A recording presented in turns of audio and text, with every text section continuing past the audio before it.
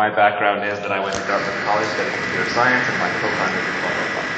So again, kind of more the investor pitch, but this is, vertical search engines are so numerical that you really have to throw out your analytics. So this is where I kind of probably differ from the rest of the crowd, but I love reaction housing because it really laid out the stats. And I think in this case, there are lots and lots and lots of vertical search engines out there that you will never hear about, that you will never find, that are essentially dead because they don't know how to numerically market and scale. Great.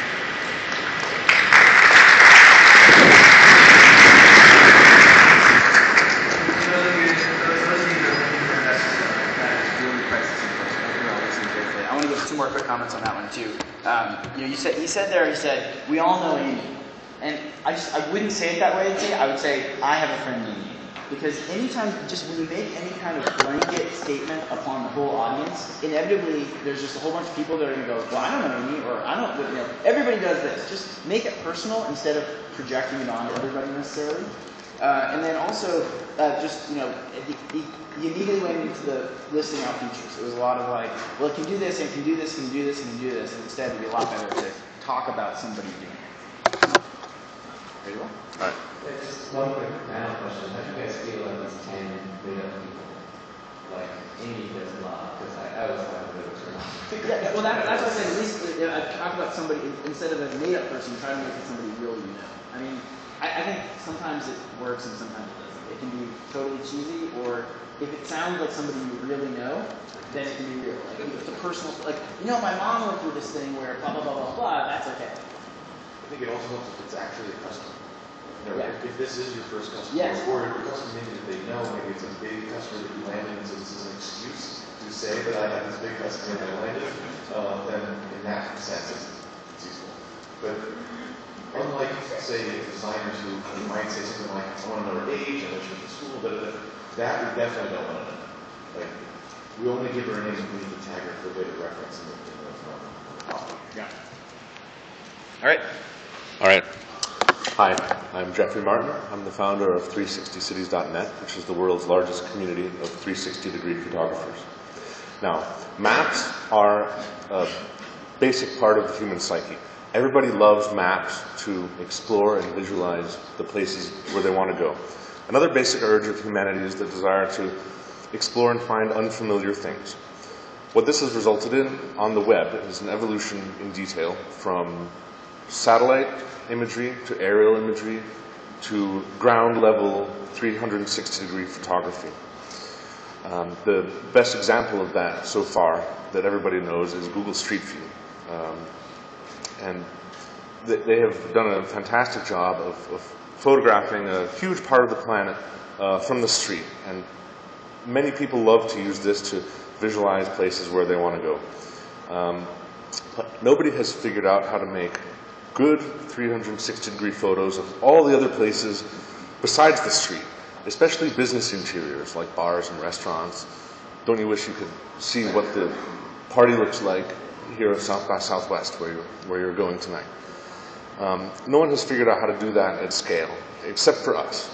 360 Cities shows you places all over the world in 360-degree mapped images of places where Google Street View doesn't or cannot go. Inside restaurants and shops, on top of mountains, underwater.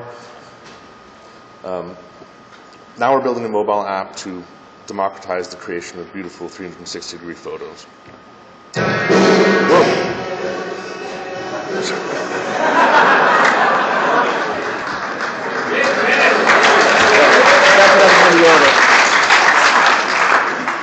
Sorry. That's going to go over time. All right. So I'll do that one. So I get what you're doing, but you lost me, like, through the whole thing. It started to get really kind of, it was very high level, a little bit kind of vague.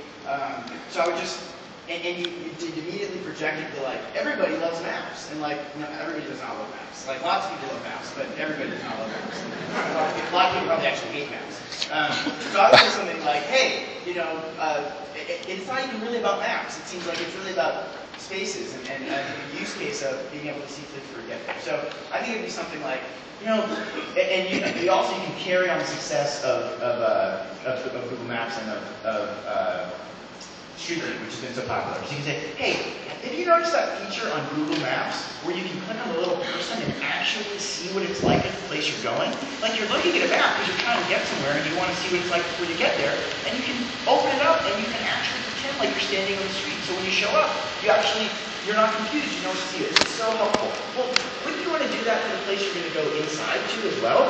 Like you're going to a bar and you want to know, in some new city you haven't been to, and you want to know what it's like. Is this the kind of bar, what it's like in there, what's the styling, what kind of people hang out there? Or maybe it's a restaurant or a museum or something else that you can't even get to in person, and you just want to be able to experience. Well, 360 Live View, or what the name, applies that out to every other place in the world that Street View doesn't go. And by crowdsourcing these photographs from photographers around the world, we're able to create create an experience where no matter where you're going, you can see it before you get there. So the next time that you're going to look somewhere, you can go to 360views.com and you can see inside the place before you get there.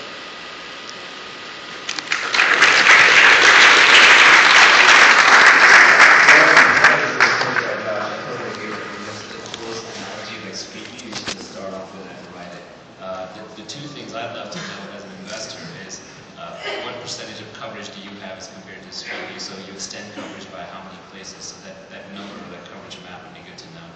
And the second would be how large this community of photographers working for you is. You said the largest, but I don't know if that means 10 or 10,000 or 10 million. And also from an investor point of view, I don't know how you make money. All right, we got time for probably 2 or 3 more, so thanks for everybody that's come up so far, and